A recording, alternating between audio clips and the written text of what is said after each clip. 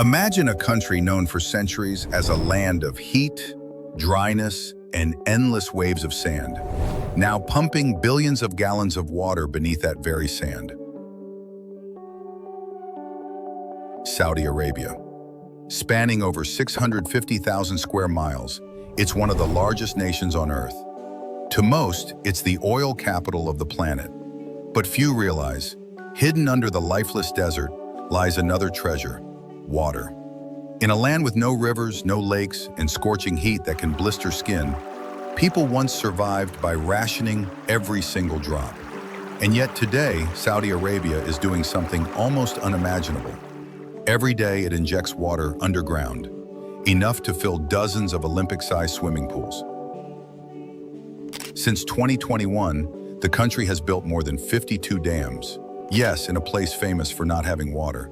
It's a desert nation that imports sand, a dry kingdom that ranks among the world's biggest water consumers. So how does that add up? What's really behind this seemingly impossible water strategy?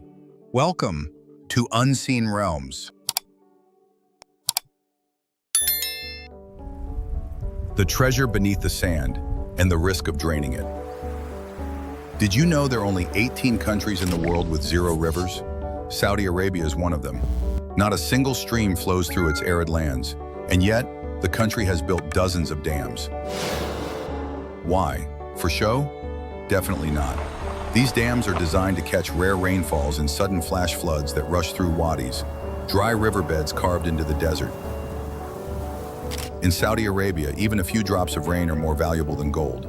And sometimes just one brief downpour is enough to supply an entire city, if you can capture it before it vanishes into 120-degree heat. The scale of this effort is staggering. More than 246 trillion liters of water are now stored in these reservoirs. One of the most impressive is the Hali Dam, built between 2003 and 2009, which alone holds nearly 246 billion liters. It's not just for flood protection. It supports irrigation and helps refill the groundwater. Around Mecca alone, there are now 60 dams, holding over 878 billion liters of water. But that's just what we can see. The real water supply lies deep beneath Saudi soil. According to geological studies, underground aquifers in the country hold a mind-blowing 98,420 billion liters. Sounds like a miracle until you look closer. Only a tiny fraction, about 2,810 billion liters per year, is naturally replenished by rain. The rest, it's fossil water. Ancient reserves from a time when the Arabian Peninsula was lush with rivers and wetlands. Water that's been locked away for thousands of years. And once it's pumped out, it's gone forever. It's like living off a savings account that no one adds to anymore. Meanwhile, Saudi life is anything but frugal. Water flows freely into luxury gardens, car washes, fountains, and massive farms in the middle of the desert. Consumption knows almost no limits, and that's exactly why tapping into this underground supply is so risky. It's expensive, short-sighted, and dangerously unsustainable.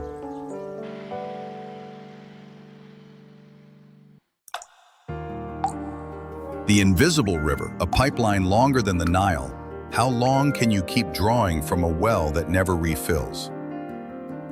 Saudi Arabia knew the answer: not long. At the current rate, its precious groundwater would eventually run dry, for good. So the kingdom made a bold move. It built a river, not above ground, but beneath it. Instead of drawing from underground aquifers, seawater from the Red Sea and the Persian Gulf is pumped into an enormous underground pipeline network. 12,000 kilometers long, longer than the Nile, this hidden artery snakes beneath the desert, quietly delivering water across the country. What once ran above ground is now buried, protected from the scorching sun, from evaporation, from sandstorms, heat waves, even floods. An invisible river, silent, constant, and absolutely vital, providing water to millions every single day. And that's just the beginning. An additional 125,880 kilometers of pipeline has been laid, enough to circle the Earth nearly 3 times. The cost? Over $500 million. with the goal of delivering 9.4 million cubic meters of water per day to homes, farms, and factories. But none of this came easy. To thread pipelines through the Hijaz Mountains, engineers had to deploy massive tunnel boring machines and, in some places, blast through granite harder than steel. With desert temperatures soaring past 120 degrees Fahrenheit, construction crews worked before sunrise or deep into the night, braving swirling sandstorms and blistering heat. A river you can't see, but one that keeps Saudi Arabia alive. Saltwater into life, the Pricey miracle of desalination. So how do you drink seawater? Simple, you transform it. And that's something Saudi Arabia has mastered. The kingdom is a global leader in desalination technology. Every single day, it converts nearly 15 million cubic meters of salt water into fresh, drinkable water. That's almost 20% of the world's total output. Back in 2011, there were 27 desalination plants across the country, producing around 3.3 million cubic meters a day.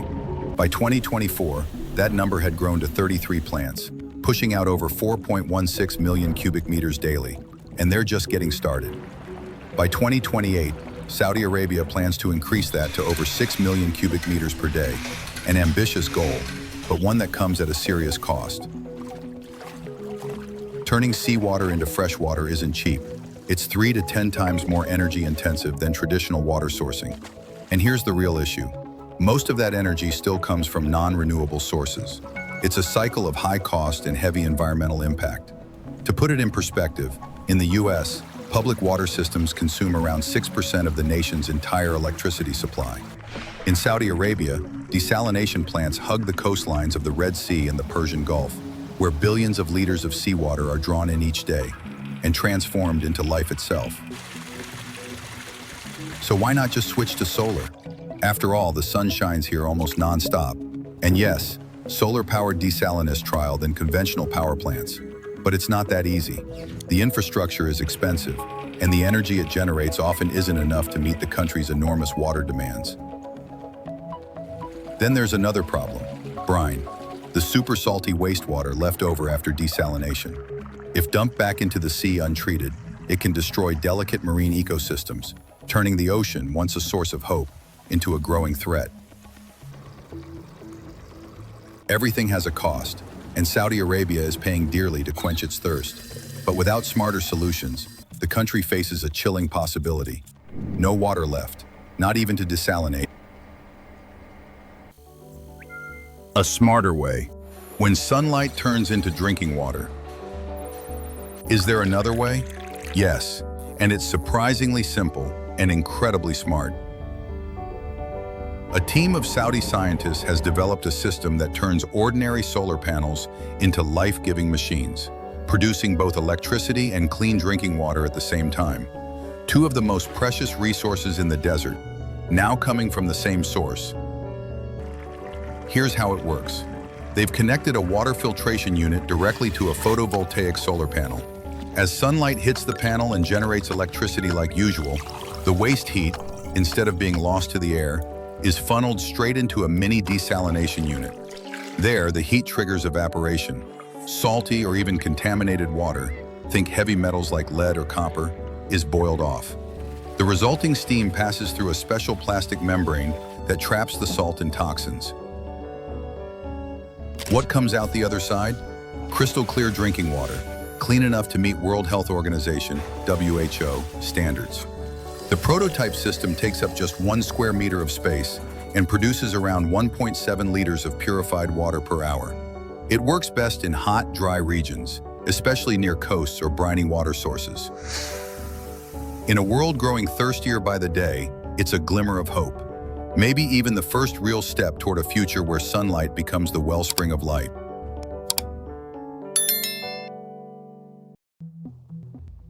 The silent revolution on the road to water independence by 2030. Meeting Saudi Arabia's massive water needs isn't just about building more machines. It's about building a smarter strategy.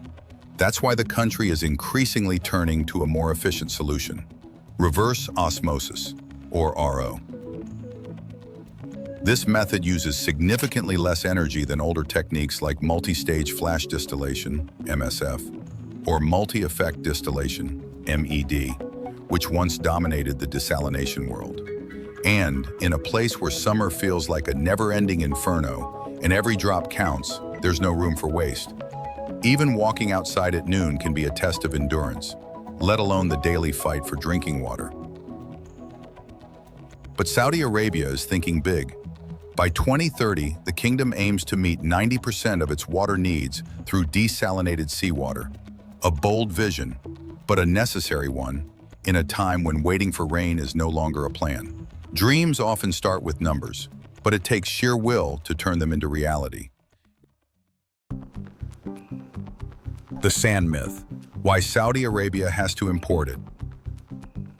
You'd think that a country made up of 95% desert would never need to import sand. After all, it's everywhere. Endless dunes stretching for miles. Just dig a shovel into the ground and your truck's full, right? Not exactly. Here's the paradox. Arab desert nations can't actually use their own sand to build, because not all sand is created equal. There's coarse construction sand, medium fill sand, and then there's desert sand. The kind found in Saudi Arabia is ultra-fine and perfectly round, polished smooth by thousands of years of wind. And that smoothness makes it useless for construction. Concrete can't grip it. Try building with it, and your house might literally collapse in the first strong breeze. Even coastal sand, Saudi Arabia has over 1,000 miles of shoreline, is no better. It's too fine, too slick, and too salty. The salt pulls in moisture and corrodes the steel inside concrete, leading to unstable, crumbling buildings. So despite being surrounded by sand, Saudi Arabia, like the UAE and other Gulf states, has to import the right kind from countries like Australia and Scotland, and that comes with a price. In 2018, the UAE was the 5th largest sand importer in the world, bringing in over 1 million tons. A year later, it spent $90 million on sand. Saudi Arabia, more than $2.5 million, for a material people assume is everywhere and free. But sand isn't infinite. In fact, it's quickly becoming one of the most exploited resources on Earth. Between 2011 and 2014, China used more sand than the United States did in the entire 20th century.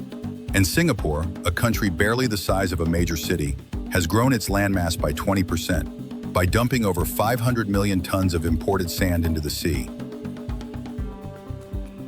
But this boom has consequences. Cambodia, Indonesia, and Malaysia have all banned sand exports after entire islands started vanishing. Indonesia alone lost 24 islands to overmining. In 2019, Malaysia cut off sand exports to Singapore, sparking a diplomatic standoff. The United Nations Environment Program, UNEP, is sounding the alarm. In Southeast Asia, entire islands have disappeared.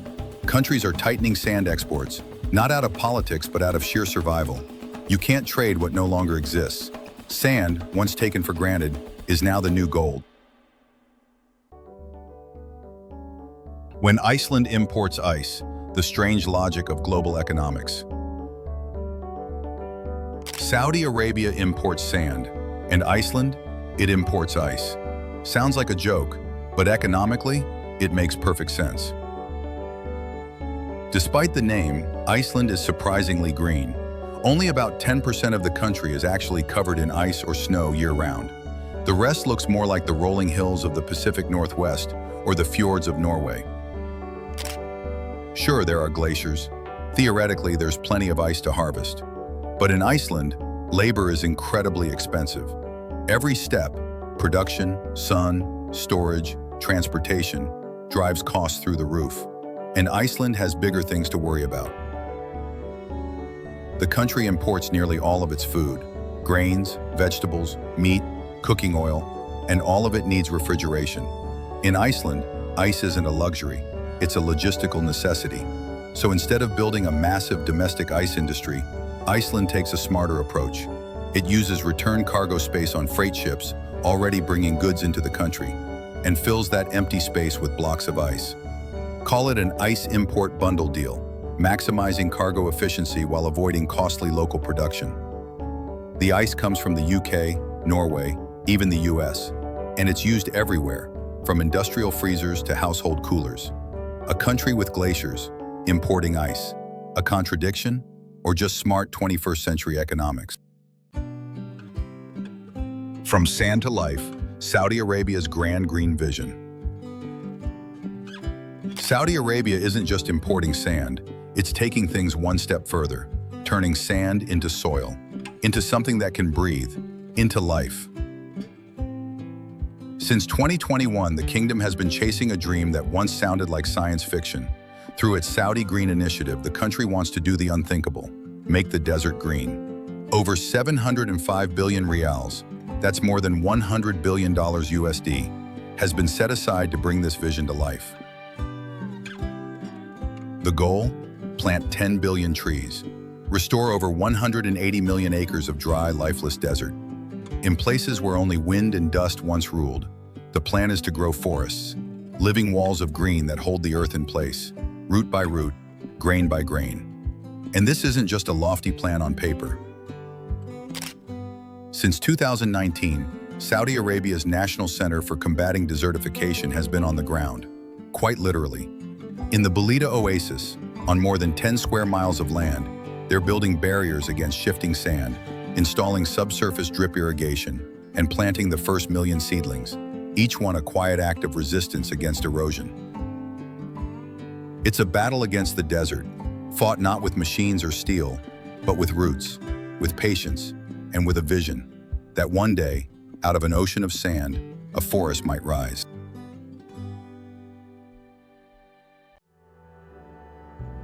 When sand becomes art, how Saudi Arabia turns its desert into a stage. Saudi Arabia isn't just using its sand for concrete or reforestation, it's turning it into art. Between the ancient UNESCO World Heritage Site of Al Ula and the futuristic skyline of NEOM, something magical happens every year. The dunes become a stage. The kingdom now hosts international sand sculpture festivals, inviting artists from around the globe to carve giant works of art, some standing over 20 feet tall, stretching across the desert like mythical creatures made of dust. A spectacle of sand and imagination. Each festival costs between $1 and $2 million to produce, but the payoff?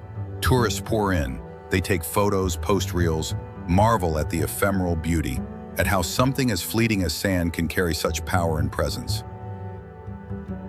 Saudi Arabia no longer just exports oil, it's reshaping sand, to grow, to build, and now, to inspire awe. The Line, a city of the future built on sand. All the massive projects, from seawater desalination to greening the desert, seem to fade in comparison to this. The Line. A vision that sounds like something out of a sci-fi novel, but is already becoming reality. A 110-mile-long, 500-meter-tall, and 200-meter-wide linear city rising from the desert sands of Saudi Arabia. A project with a jaw-dropping price tag over $2 trillion. To build it, Saudi Arabia will consume nearly 20% of the world's annual steel production. Put another way, for every 5 tons of steel the world makes, 1 is going to the line. Since 2021, more than 100,000 workers have been laboring day and night, moving millions of cubic meters of earth every week, leveling, compacting, preparing. A $190 million concrete plant was built just to supply 20,000 cubic meters of concrete per day. The leftovers? Fed into other mega projects across the country. But the line is more than concrete and ambition. No cars, no roads, just walkways and high-speed rail. Its mirrored exterior is designed to reflect the desert, not conquer it. Inside, AI-powered waste systems, integrated water recycling, and fully connected urban infrastructure. A self-sustaining urban ecosystem from the ground up. But every inch of progress comes at a cost. Dust, sweat, and sand. By 2025, The line is expected to enter full-scale construction, and the latest images released by project director Gil Pendleton, they show just how real it's getting. Miles of poured concrete, gigantic support pillars, cranes, pipelines, worker towns stretching along the Aqua coast near the Oxagon port.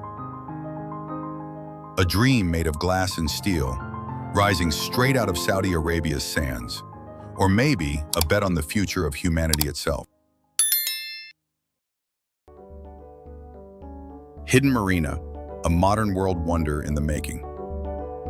The first phase of the line is called Hidden Marina, and even on its own, it defies imagination. 1.5 miles long, 500 meters tall, designed to house up to 200,000 people. It includes over 9,000 hotel rooms, shopping malls, fire stations, schools, even a stadium built to host a FIFA World Cup. At its edge, a man-made marina, linking this futuristic city to the rest of the world. And this isn't some far-off dream anymore. Construction has already begun. In just the past year, Nada Manas, a leading figure behind the NEOM Megaproject from 2018 to 2024, poured $50 billion into its core infrastructure. The pace, fast enough to leave even the boldest skeptics speechless. But while the billions flow from the top, it's the people at the bottom who pay. Under a searing desert sun, 122 degrees Fahrenheit and rising, it's the workers in orange safety vests who carry the weight. They start before sunrise or labor deep into the night, breathing dust, skin scorched by heat, hands blistered from lifting, digging, pouring. While inside air-conditioned offices, the next phase of the future is quietly drafted. The dreams of some are written into the calluses of others. And somewhere in between, rising from sweat and sand, a modern world wonder begins to take shape. The Red Sea Project, where luxury meets endless sand. While futuristic cities rise from the heart of the desert, something equally breathtaking is taking shape along the coast. Or, the Red Sea Project, a visionary luxury resort stretching across over 10,000 square miles, touching nearly 300 miles of pristine shoreline along the Red Sea. A once untouched expanse of nature, now being transformed into a sanctuary for the ultra-wealthy. Backed by more than 30 billion rials in investment, it's one of the most ambitious tourism projects on the planet. Over 1,250 contracts have already been signed with global partners. A bold signal that Saudi Arabia is redrawing its future. At the heart of the project, 6 man-made archipelagos, sculpted from tens of millions of cubic meters of ocean sand. Here, exclusive resorts rise. Private villas, luxury marinas, spa retreats, all nestled in turquoise water, surrounded by silence so perfect it almost hums. Where once only the wind whispered across the waves, now stands a place that feels less like a resort and more like a distant dream built from glass, sand, and sea. Oxagon, an industrial port built from desert and vision. In the middle of Saudi Arabia's NEOM megaproject, right where desert meets sea, something truly unprecedented is taking shape. Oxagon, a futuristic industrial port built in the form of a massive octagon resting right along the coastline. But what's most remarkable isn't its shape, it's what it's built on. Not bedrock, steel piles driven into granite, but desert sand, carefully cleaned, compressed, and reinforced with concrete strong enough to support a global logistics hub. What was once swept away as worthless dust is now the foundation of billion-dollar trade flows. Spanning more than 18 square miles, Oxagon is already one of the largest structures of its kind, but it's reaching even further. Starting in 2026, the site aims to produce up to 600 tons of green hydrogen per day, zero emissions, powered entirely by 100% renewable energy. A bold symbol of what's possible, proof that even desert sand, when guided by vision and purpose, can become the bedrock of a carbon-free future.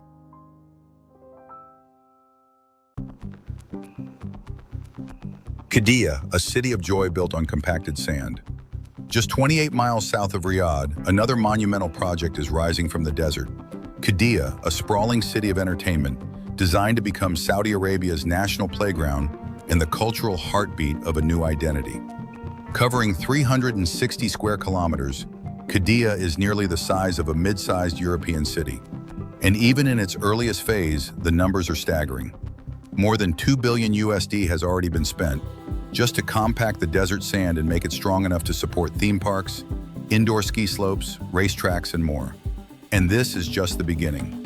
Once completed, Qiddiya is expected to cost around $36 billion, create 600,000 new jobs, and welcome up to 48 million visitors every year.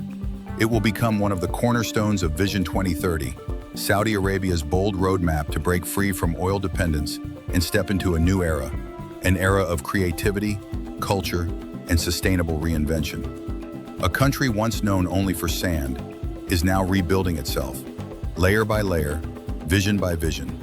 And with that, if you enjoyed this journey, leave us a comment and hit subscribe for more mind-blowing stories from the edges of the earth. Thanks for watching, and we'll see you next time on Unseen Realms.